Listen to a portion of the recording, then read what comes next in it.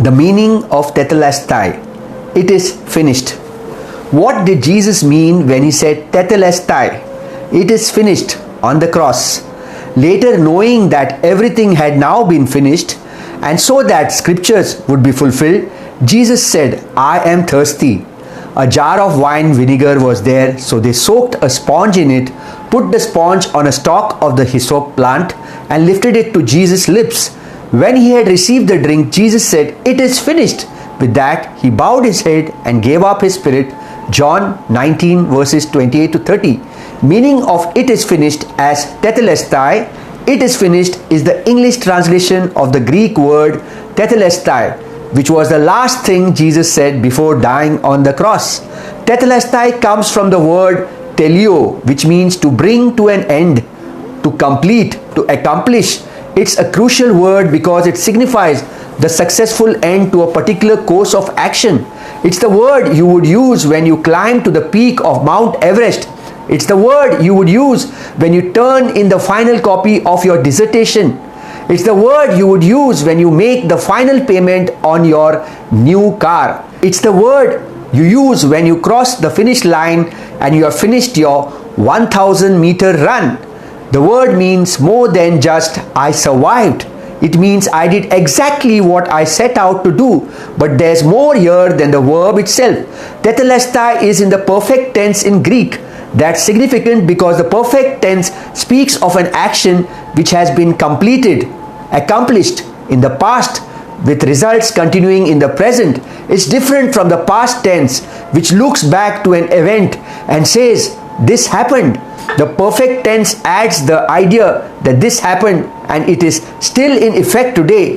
When Jesus cried out, it is finished, he meant it was finished in the past, it is still finished in the present, and it will remain finished in the future.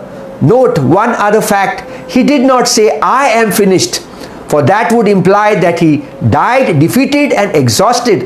Rather, he cried out, it is finished, meaning I successfully completed the work I came to do. Tetelestai then is the Savior's final cry of victory. When he died, he left no unfinished business behind. When he said, it is finished, he was speaking the truth. What is Tetalestai? John chapter 19 verses 30. It is finished. Tetalestai is a gospel in a single word. It is finished.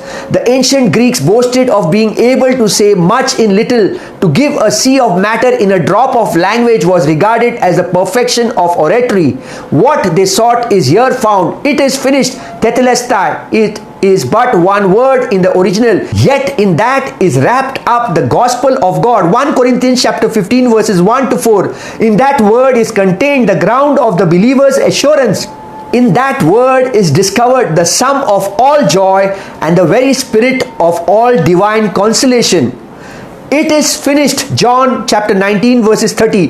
Tetelestai is gospel in a single word. 1 Corinthians chapter 15 verses 1 to 4. It is finished. This was not the despairing cry of a helpless martyr. It was not an expression of satisfaction that the termination of his sufferings was now reached. It was not the last gasp of a worn out life. No, rather was it the declaration on the part of the divine Redeemer that all of which he came from heaven to earth to do was now done, that all that was needed to reveal the full character of God has now been accomplished, that all that was required by law before sinners could be saved had now been performed, that the final price of our redemption was now paid. It is finished. John chapter 19 verses 30. The great purpose of God in the history of man was now accomplished.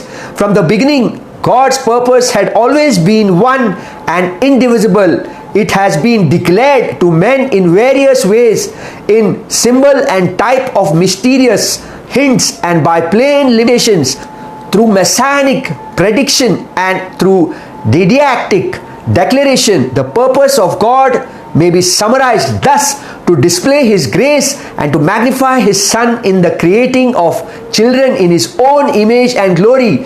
And at the cross, at the finished work of the cross, the foundation was laid which was to make this possible and actual. 1 Corinthians chapter 15 verses 1 to 4. Through his death, his burial, his resurrection, when you trust, you are forgiven of all sins.